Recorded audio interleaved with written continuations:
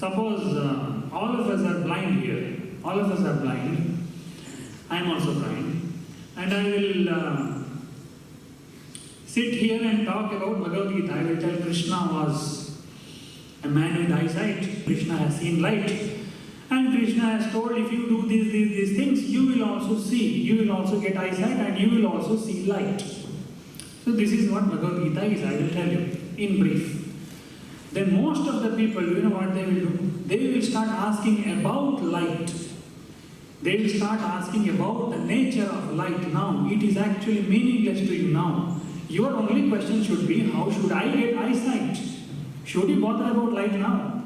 See, if you bother about light now, people do it. I can sit here and talk about theory of light, whether light is particle or whether light is waves. We can sit and debate here endlessly. Even now it is not resolved for that matter.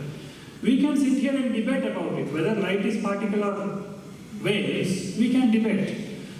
But blind people sitting and debating about the nature of light is comical. Similarly, seekers, real spiritual seekers, when they sit and debate about the nature of reality, it is comical. Your question should be, how should I see it myself? Many people are very much interested in questioning about the final state. Whether the sun is rectangle or square, whether light is red or blue, whether light is particle or waves. Blind people will sit and debate over it endlessly. Their whole life people do it. You make the metaphor into the actual meaning what I am talking about.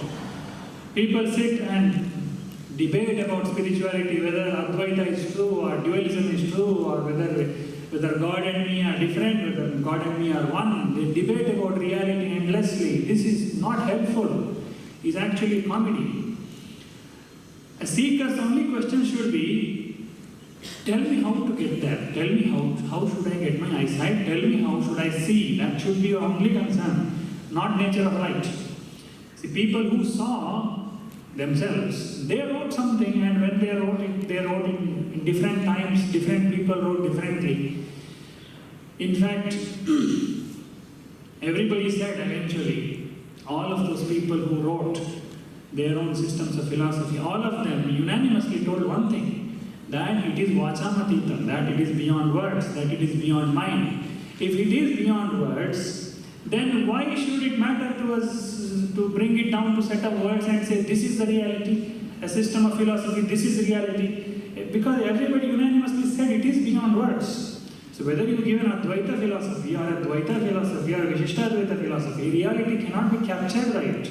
None of them.